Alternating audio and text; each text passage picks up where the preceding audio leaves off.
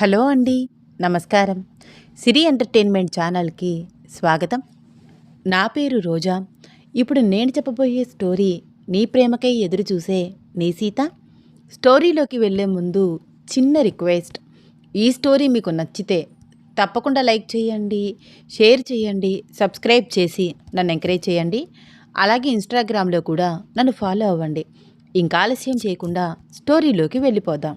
అరుంధతి, పవిత్ర వాళ్ళ కోసం వెయిట్ చేస్తున్నారు. తడిసి వచ్చిన రామ్ సీతల వైపు చూస్తూ, అయ్యయ్యో తడిసిపోయారు, ఇంత వానలో రాకపోతే ఏమైంది, లేట్ ఎలాగో అయ్యింది కదా, అక్కడే ఎక్కడో కాసేపు ఉండకపోయారా? టవల్స్ తీసుకువచ్చి వాళ్ళకి ఇస్తూ అంది అరుంధతి. ఆల్రెడీ మేము కాలేజీ దగ్గర నుంచి బయలుదేరిపోయామత్తమ్మ. దారిలో వాన పెరిగిపోయింది. ఈ టైంలో ఎక్కడ ఆగుతాం చెప్పు? అంత సేఫ్ కాదని బావ తీసుకొచ్చేశాడు. సరే సరే, బాగా తడిసిపోయారు, లోపలికి వెళ్ళి బట్టలు మార్చుకోండి, ఈలోపు నేను భోజనాలు వడ్డిస్తాను అంది పవిత్ర.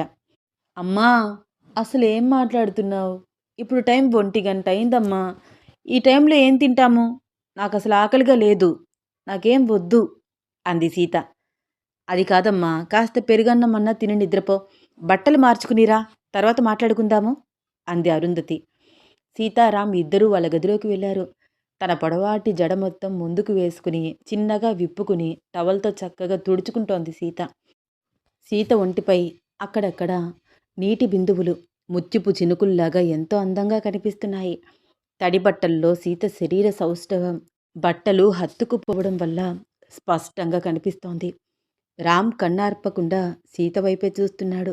బావా, నువ్వు కూడా తల తుడుచుకో, జలుబు చేస్తుంది. సీత, ఇన్ని రోజులు నేను నిన్ను సరిగ్గా చూడలేదు, కానీ ఈ తడి బట్టల్లో నా కళ్ళకి నువ్వెలా కనిపిస్తున్నావో తెలుసా? ఆ మాటలకు సీత ఐమూలగా కళ్ళు తిప్పుతూ రామ్ వైపు చూసింది. ఎలా కనిపిస్తున్నాను? అప్సరసలాగా కనిపిస్తున్నావు, ఎంత అందంగా కనిపిస్తున్నావో అంటూ వెనక నుంచి గట్టిగా హక్ చేసుకున్నాడు. రామ్ ఒక్కసారిగా తనని అలా వెనక నుంచి హక్ చేసుకునేసరికి ఉలిక్కిపడి గట్టిగా అరిచింది సీత. రామ్ సీతని వదిలేసి, హేయ్ సారీనే, ఇంకెప్పుడు హక్ చేసుకోను, అలా అరవకే బాబు, అసలే అర్ధరాత్రి అయింది, పిన్ డ్రాప్ సైలెంట్గా ఉంది, నీ అరుపులకు ఏమైందో అని కంగారు పడుతూ మా అమ్మ వచ్చేస్తూ ఉంటుంది అని తెగ కంగారు పడుతున్నాడు రామ్. రామ్ అలా అన్నాడో లేదో నిజంగానే పవిత్ర, అరుంధతి రూంలోకి రానే వచ్చారు. ఏంటమ్మా సీత, అలా అరిచావు? అది ఏం లేదు, బొ బొద్దింక బొద్దింక నేల మీద అని తడబడుతూ మాట్లాడుతోంది సీత. రామ్ మరొక వైపుకు తిరిగి అసలు ఏమీ తెలియనట్లు, సీత, బొద్దింకకి అంతలాగా అరవాలా? చూడు అమ్మ, అత్తమ్మ ఎలా కంగారు పడ్డారో అంటున్నాడు. నీ వల్లే కదా బావా నేను అలా అరిచాను అని మనసులో అనుకుంటూ చిరుకోపంగా చూస్తోంది సీత. సరే సరే, ఇప్పటికే లేట్ అయింది, త్వరగా బట్టలు మార్చుకుని రండి, భోజనాలు చేద్దురుగాని అని పవిత్ర, అరుంధతి బయటికి వెళ్ళగానే తలుపు గొల్లెం పెట్టాడు రామ్. సీత, ఇందాక సరిగ్గా హక్ చేసుకోలేదు, ఒకసారి దగ్గరికి రావే ప్లీజ్. ఏంటి బావా నువ్వు, బట్టలు మార్చుకొని నన్ను? సిగ్గుపడుతోంది సీత. అవసరం లేదు, ఇలాగే రొమాంటిక్గా కనిపిస్తున్నావు, తడి బట్టల్లో ఎంత అందంగా ఉన్నావో అంటూ ఒక్కసారిగా సీత దగ్గరికి వచ్చి గట్టిగా హత్తుకున్నాడు రామ్. రామ్ కౌగిలిలో వెచ్చగా అనిపిస్తోంది సీతకి. ఇద్దరూ ఒకరి కౌగిలిని ఒకరు ఆస్వాదిస్తున్నారు. చిన్నగా సీత చీర లాగాడు రామ్.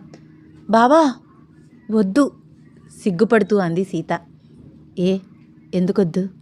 నీకిష్టమే అని నాకు తెలుసు అంటూ సీతని మరింత హత్తుకుంటూ చిన్నగా చీర తీసి పక్కన పెట్టేశాడు. సీత చాలా చాలా సిగ్గుపడుతోంది. ఓయ్, నువ్వు కూడా నా షర్ట్ బటన్స్ తీయచ్చు కదా? రామ్ వైపు చూసి చూడనట్లు చూస్తూ చిన్నగా అతని వైపు అడుగులు వేసి ఒక్కొక్క గుండె తీస్తోంది సీత. రామ్ తన వైపు అలాగే చూస్తూ ఉండడంతో సిగ్గుపడుతూ చేతులు అడ్డు పెట్టుకుని అటువైపుకు తిరిగిపోయింది. వెనక నుంచి గట్టిగా హత్తుకున్నాడు. సీత జుట్టు మొత్తం ముందుకు వేసి బ్లౌజ్ థ్రెడ్ లాగాడు. సీత పెదవులు అదురుతున్నాయి. రామ్ తనని అల్లుకుపోతూ ఉంటే అణువణువు వేడెక్కిపోతోంది. సీత అణువణువు స్పృశిస్తూ మరింత హత్తుకుంటున్నాడు రామ్.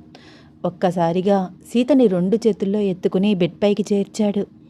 అయ్యో బావా, ఆగు, నా బట్టలు తడిగా ఉన్నాయి, మన మధ్య ఈ బట్టలు మాత్రం ఎందుకు చెప్పు అంటూ రామ్ సీత వెనకగా చెయ్యి పెట్టి బ్లౌజ్ ఉక్స్ తీస్తున్నాడు సీత కళ్ళల్లోకి చూస్తూ. సీతకి చెప్పలేనంత సిగ్గేస్తోంది. చేతులతో ఫేస్ మూసేసుకుంటూ రామ్ వైపు చూడను కూడా చూడలేకపోతోంది. సీత బుగ్గలపై వెచ్చగా ముద్దులు పెడుతున్నాడు రామ్ స్పర్శకి పులకరించిపోతోంది సీత. తనని మరింత హత్తుకుంటూ కౌగిలిలో బంధిస్తూ ముద్దులతో ముంచేస్తున్నాడు. అప్పుడే సరిగ్గా డోర్ శబ్దం టక్ టక్ మని. రామ్, ఇంకా ఎంతసేపు? త్వరగా రండి, ఏమైనా తిందురుగాని. అరుంధతి వాయిస్. 10 నిమిషాలు అత్తయ్య, వస్తున్నాను. సీత సమాధానం చెప్పగానే, త్వరగా రండమ్మా, 1:30 అయింది, ఇంకెప్పుడు నిద్రపోతారు అంటూ అక్కడి నుంచి వెళ్ళిపోయింది ఆవిడ. రామ్ అదేమీ పట్టించుకునే స్థితిలో లేడు. సీతని అల్లుకుపోతూ ముద్దులతో ముంచేస్తున్నాడు. బావా, బావా ఆగు, అత్తయ్య పిలుస్తోంది. అబ్బా సీత, వాళ్ళు వెళ్ళిపోతారు, ఆకలి వేయట్లేదని చెప్పేశాం కదా. అయ్యో బావా వద్దు, మన కోసం అత్తయ్య వాళ్ళు ఇప్పటి వరకు మెలకువగా ఉన్నారు, బాధపడతారు, అలా చెయ్యొద్దు ప్లీజ్. సీత, నాకు ఆకలిగా లేదే. నాకు కూడా లేదు బావా. మరెందుకు టైం వేస్ట్ చేస్తావు చెప్పు, వాళ్ళు కూడా వెళ్ళి నిద్రపోతారు. మన మధ్య ఉన్న ఈ దూరాన్ని ఈరోజు మనం చెరిపేద్దాం సీత అంటూ మెడ వంపుల్లో ముద్దులు పెడుతున్నాడు రామ్. బావా ఏంటి నీ తొందర, ఆగు. నైట్ అంతా మనం ఒకే రూమ్లో ఉంటాం కదా, తినేసొద్దాం, వెళ్దాం పద బావా, బాగోదు కదా. అత్తమ్మ వాళ్ళు మన గురించి మిడ్నైట్ వరకు వెయిట్ చేశారు, పద బావా. అరే సీత, ఏం కాదే, మనకి కొత్తగా పెళ్ళయింది, రూమ్లో నుంచి బయటికి వెళ్ళకపోయినా వాళ్ళే అర్థం చేసుకుంటారు. నువ్వు ఆ విషయం వదిలే, దగ్గరగా రా సీత అంటూ లిప్ కిస్ పెట్టడానికి సీతని దగ్గరగా తీసుకుంటున్నాడు రామ్. బావా, బావా ఏంటిది, ఆగు. అత్తయ్య వాళ్ళు పిలిచినా కూడా పట్టించుకోకుండా ఇలా రూమ్లోనే ఉంటే అస్సలు బాగోదు. మన కోసమే కదా వాళ్ళు బయట వెయిట్ చేస్తున్నారు, ఏమనుకుంటున్నారో అని కూడా ఆలోచించకుండా బుద్ధి లేకుండా ప్రవర్తిస్తున్నావు, వదులు బావా. కోపంగా తోసేసింది సీత. సీత, డిసప్పాయింట్ చేయడం నీ తర్వాతే సీత. ప్రేమగా దగ్గరికి వస్తున్నానని నన్ను విసుక్కుంటున్నావు కదూ. కోపంగా అంటూ సీతని వదిలేసి బెడ్ దిగి కబోర్డ్ తీసి బట్టలు వేసుకొని విసుగ్గా బయటికి వెళ్ళిపోతూ తలుపు దడాలన కొట్టాడు. సీతకేం చేయాలో అర్థం కాలేదు. ఆ శబ్దానికి రామ్ కోపానికి గుండె జల్లు మంది. లేచి చీర కట్టుకుని తల డ్రయర్తో ఆరబెట్టుకుని దువ్వి చిన్న స్టిక్కర్ పెట్టుకుని రూమ్ బయటికి వెళ్ళింది. అమ్మ నాకు ఆకలిగా లేదు, కొంచెం పెరుగన్నం పెట్టు చాలు. కోపంగానే మాట్లాడుతున్నాడు రామ్. ఏంట్రా ఏమైంది, అంత విసుగ్గా ఉన్నావు అడుగుతూనే వడ్డిస్తోంది అరుంధతి. ఏం లేదమ్మా, కొంచెం అంటే కొంచెమే పెట్టు, ఆకలిగా లేదు. మూతికి చేతికి రాసుకున్నట్లు కొంచెం తిని చేయి కడుక్కొని విసుగ్గా వెళ్ళిపోయాడు. రామ్ కోపం ఎందుకో సీతకి తెలిసినా ఏమీ మాట్లాడలేకపోతోంది. కళ్ళల్లో నీళ్లు తిరుగుతున్నాయి. వేడివేడి అన్నం రసం వడ్డించుకుని కొంచెం తిని, చాలత్తమ్మా, చాలా లేట్ అయింది కదా, ఆకలిగా లేదు. తాను కూడా చేయి కడుక్కుని రూమ్లోకి వెళ్ళింది. వాష్రూమ్లో వాటర్ సౌండ్ వస్తోంది. సీత అటువైపు చూస్తూ బెడ్ పైన కూర్చుంది. రామ్ అర్ధరాత్రి స్నానం చేసి వచ్చాడు. డ్రెస్ చేంజ్ చేసుకుని సీత వైపు కోపంగా చూస్తూ ఏమీ మాట్లాడకుండా దుప్పటి ముసుగు వేసుకుని పడుకున్నాడు. ముందు రోజు తన పరిస్థితి తనకే గుర్తుకు వచ్చింది సీతకి. బాధగా అనిపించింది. రూమ్ డోర్ క్లోజ్ చేసి రామ్ కప్పుకున్న దుప్పట్లోకి తాను దూరడానికి ట్రై చేసింది. బావా అంటూ చెయ్యి వేసి పిలిచింది సీత. ఏయ్, నన్ను డిస్టర్బ్ చేయకే, నిద్రొస్తోంది. రామ్ గొంతులో కోపం స్పష్టంగా తెలుస్తోంది. అది కాదు బావా. నాతో మాట్లాడుకు. సారీ బావా, అత్తయ్య వాళ్ళు పిలుస్తుంటే బాగోదు కదా. రామ్ నుంచి ఎటువంటి సమాధానం లేదు. ఇప్పుడు ఒకే రూమ్లో ఉన్నాం కదా బావా, ఎటువంటి డిస్టర్బెన్స్ ఉండదు, ఏ అబ్జెక్షన్ లేదు. రామ్ వైపుకు వంగుని బుగ్గ మీద ముద్దు పెడుతూ అంది సీత. రామ్ బుగ్గని పదే పదే తుడిచేసుకుంటున్నాడు. ఏయ్, నాకిప్పుడు మూడ్ లేదే, కోపంగా ఉంది. ఎందుకు బావా అంత కోపం, అంత చిరాకు? కోపం కాదే, నువ్వేమైనా ఇప్పుడు బయటికి వెళ్ళి కడుపు నిండా తిన్నావా? ఏం లేదు కదా. 3 రోజుల తర్వాత నేను నీ దగ్గరికి వస్తే నీకిష్టం ఉండి కూడా కోఆపరేట్ చేయకుండా దూరం దూరం తోసేస్తున్నావు. అత్తమ్మ అమ్మ అంటూ ఏంటది? చాలా డిసప్పాయింట్గా అనిపిస్తోంది నాకు. పోనీ నీకు నిజంగా ఆకలి ఉందా అంటే అది లేదు. అదే మాట నేను వాళ్లతో చెప్తానంటే చెప్పనివ్వవు. ఐ థింక్ నేను నీ దగ్గరికి రావడం నీకు నచ్చలేదు, అందుకే నువ్వు అలా ప్రవర్తిస్తున్నావు కదా. లేకపోతే అలాంటి సిచ్యువేషన్లో అంత క్లోజ్గా ఉన్నప్పుడు ఎవరైనా డిస్కరేజ్ చేస్తారా? అలా మాట్లాడతారా? బుద్ధి లేదా? నీ ప్రవర్తన బాలేదు, ఏంటది? ఇష్టం లేదని చెప్తే నేనే దూరంగా ఉంటాను కదా. రామ్ కోపాన్ని చూసి సీత కళ్ళల్లో నీళ్లు తిరుగుతున్నాయి. బావా, నువ్వు దగ్గరికి రావడం ఇష్టం లేదని నేను నీతో చెప్పానా? ఎందుకు బావా అంత రూడ్గా మాట్లాడుతున్నావు? సారీ చెప్పాను కదా, నువ్వు కూడా అర్థం చేసుకోవాలి కదా బావా. ఓకే సీత, ఓకే, వదిలే. మంచి మూడ్లో ఉన్నప్పుడు మరొకసారి ట్రై చేద్దాం. ఇప్పుడు నాకు చాలా చిరాకుగా ఉంది, నిద్రపోతాను. గుడ్ నైట్ అన్నాడు రామ్. ఎంత నిద్రపోదామని ట్రై చేసినా అస్సలు నిద్ర రావట్లేదు. రామ్ తనతో మాట్లాడిన రొమాంటిక్ మాటలు, ముద్దులు, కౌగిలింతలు గుర్తుకొస్తున్నాయి. తన బావ తనని అంత దగ్గరగా తీసుకుని ముద్దులు వర్షం కురిపించడం కళ్ళ ముందు కదులుతోంది. ఒళ్ళంతా వేడికిపోయి అస్సలు నిద్ర రావట్లేదు. తనకి కూడా స్నానం చేయక తప్పలేదు. ఒక 1/2 అవర్ స్నానం చేసి శరీరంలో ఉన్న వేడిని తగ్గించుకుంది. తెల్లవారుజామున 3 అవుతోంది అనగా స్నానం చేసి చీర కట్టుకుని పడుకుంది. కళ్ళల్లో నుంచి కన్నీళ్ళు. నేనేం చేశాను? ఎందుకు బావకంత కోపం? కావాలని దూరం పెట్టినట్టు మాట్లాడుతున్నాడు. అత్తయ్య వాళ్ళు పిలిస్తే వెళ్లకుండా రూమ్లోనే ఉంటే బాగుంటుందా? అయినా నేను కూడా అలా అరిచి ఉండకూడదు, బుద్ధి లేదా అని తిట్టి ఉండకూడదు. ఇలా ఆలోచిస్తూ ఎప్పటికో నిద్రపోయింది సీత. ఉదయం సీత లేచేసరికి 8 అయింది. రామ్ అప్పటికే లేచి చక్కగా రెడీ అయి ఉన్నాడు.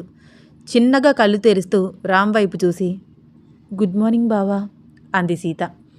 గుడ్ మార్నింగ్ సీత అని ముభావంగా మాట్లాడుతూ ఆ రూమ్లో నుంచి బయటికి వెళ్ళిపోయాడు రామ్. ఇంకా బావకి కోపం తగ్గలేదా? తాను కూడా లేచి ఫ్రెష్ అప్ అయి బయటికి వెళ్ళింది. రామ్ హాల్లో కూర్చుని ఆదిత్యతో మాట్లాడుతున్నాడు. గుడ్ మార్నింగ్ ఆదిత్య, నవ్వుతూ వచ్చి పలకరించింది సీత. గుడ్ మార్నింగ్ సీత, ఈరోజు ఈవినింగ్ నేను మీకు పార్టీ ఇస్తున్నాను. సరదాగా మూవీకి వెళ్ళి అట్నుంచి అటే రెస్టారెంట్కి వెళ్ళి భోజనం చేసి వద్దాము. మా ఫ్రెండ్స్ కూడా వస్తున్నారు. మీ మ్యారేజ్కి నేను ఇచ్చే చిన్న ట్రీట్ ఓకేనా? నవ్వుతూ అడిగాడు ఆదిత్య. రామ్ ఫేస్లో అస్సలు స్మైల్ కనిపించట్లేదు. మీ ఫ్రెండ్కి ఓకే అయితే నాకు కూడా ఓకే. ఎరా రామ్, ఏమంటావు? సరదాగా బయటికి వెళ్దామా? చిల్లవచ్చు. నోవే, నాకు ఇంట్రెస్ట్ లేదు. పైగా హాస్పిటల్లో పేషెంట్స్ ఎక్కువ మంది ఉన్నారు. నైట్ వరకు అస్సలు ఖాళీ లేదు. ఇప్పుడు కూడా టైం అయిపోతుంది, బయలుదేరాలి. నువ్వేదో ఇంపార్టెంట్ విషయం మాట్లాడతానంటే ఉన్నాను. అబ్బా, ఎప్పుడూ ఉండే పనే కదరా, ఈ ఒక్కరోజు కాదనుకురా ప్లీజ్. ఆలోచిద్దాంలే, ఈవినింగ్ కదా నువ్వు అనేది. ఇప్పుడు నాకు అర్జెంట్ పనుంది, పేషెంట్స్ వెయిట్ చేస్తూ ఉంటారు అంటూ బయటికి బయలుదేరాడు రామ్. అలా వెళ్ళిపోతున్న రామ్ వెనకాలే వడివడిగా అడుగులు వేసి, బావా 2 మినిట్స్ ఉండవా? నన్ను కూడా కాలేజీ దగ్గర డ్రాప్ చేద్దువు కానీ రిక్వెస్ట్గా అడిగింది సీత. త్వరగా రా, నాకు టైం లేదు. ఓకే బావ, వస్తున్నాను. వంటింట్లోకి పరుగు పరుగున వెళ్ళి బాక్స్ తీసుకుని టిఫిన్ అంతట్లో పెట్టుకుని బయలుదేరుతోంది సీత. ఒసే, ఎందుకే అంత హడావుడి? తినేసి వెళ్ళొచ్చు కదా. అయోమయంగా కూతురు వైపు చూస్తూ అంది పవిత్ర. అమ్మ, బావకి అర్జెంట్ పని ఉండి వెళ్ళిపోతున్నారు. నేను బావతో వెళ్ళిపోతున్నాను, అక్కడ తింటానులే. సీత, రామ్ వెళ్తే వెళ్తాడు, నువ్వు కాలేజ్కి క్యాబ్లో వెళ్ళొచ్చు కదా. కాస్త స్థిమితంగా టిఫిన్ చేసి వెళ్ళు. అబ్బా అమ్మా, నీకు తెలీదు, ఆయనకి కోపం వస్తుంది. నన్ను వదిలేయమ్మా ప్లీజ్. నేను తినడమే కదా నీకు కావాలి, టిఫిన్ తీసుకెళ్తున్నాను కదా అంటూ పరుగు పరుగున వెళ్ళిపోయింది సీత. అప్పటికే రామ్ బయటికి వెళ్ళి బండి హార్న్ ప్రెస్ చేస్తున్నాడు. వస్తున్నాను బావా, వస్తున్నాను. హడావిడిగా వెళ్ళి బ్యాక్ సైడ్ కూర్చుంది సీత. సీత, ఈ చీరతో బైక్ మీద రావడం కష్టంగా ఉంది కదా, డ్రెస్ వేసుకోవచ్చు కదా. పర్వాలేదు బావా, నాకు అలవాటే. నాకు నిన్ను డ్రెస్లో చూడాలని ఉంది. వెళ్ళే దారిలో షాపింగ్ చేద్దాం. నోరు మూసుకుని రేపటి నుంచి బైక్ మీద వచ్చేటప్పుడు డ్రెస్ వేసుకునిరా అదే కోపంలో చెప్పాడు రామ్. ఓకే, కానీ కొంచెం అదే మాట నవ్వుతూ చెప్పచ్చు కదా, చిన్నగా అంది సీత. ఎందుకు నవ్వాలి? నాకు బుద్ధి జ్ఞానం ఏమీ లేవు కదా. బుద్ధి లేకుండా ప్రవర్తించే వాళ్ళకి నవ్వు రాదు. అరే, ఇంకా నువ్వు అదే ఆలోచిస్తున్నావా? ఏదో ఫ్లోలో అన్నాను బావా, చిన్న మాటే కదా, వదిలేయచ్చు కదా ప్లీజ్. సీత, నన్ను ఇప్పటి వరకు ఎవ్వరూ ఒక్క మాట కూడా తిట్టలేదు. అఫ్కోర్స్ తిట్టించుకునేలాగా నా ప్రవర్తన ఉండదు. నీ దగ్గర కూడా నీ పర్మిషన్ తీసుకుని నీకు అబ్జెక్షన్ లేదు కదా అని దగ్గరికి రావాల్సింది. తప్పే, నిజంగానే బుద్ధి లేకుండా ప్రవర్తించాను. సారీ సీత, ఇంకొకసారి అలా చెయ్యను. కోపంగా అంటున్నాడు రామ్. ఎందుకు బావా అంత రూడ్గా మాట్లాడుతున్నావు? ఒక్క మాట అంటే అంత కోపమా? సారీ కూడా చెప్పాను కదా. ఎక్స్క్యూజ్ చేయొచ్చు కదా బావా. నిజంగా నేను కావాలని అరవలేదు బావా. నా దగ్గరికి వచ్చేటప్పుడు నువ్వేమీ పర్మిషన్ తీసుకోవక్కర్లేదు. నేను నీ దానిని బావా. సీత కళ్ళల్లో నీళ్లు తిరుగుతున్నాయి. ఈ స్టోరీలో నెక్స్ట్ ఏమవుతుంది తెలుసుకోవాలని ఉందా? అయితే వచ్చే ఎపిసోడ్ కోసం వెయిట్ చేస్తూ ఉండండి. ఈ స్టోరీ మీకు నచ్చితే తప్పకుండా లైక్ చేయండి, షేర్ చేయండి, సబ్స్క్రైబ్ చేసి నన్ను ఎంకరేజ్ చేయండి.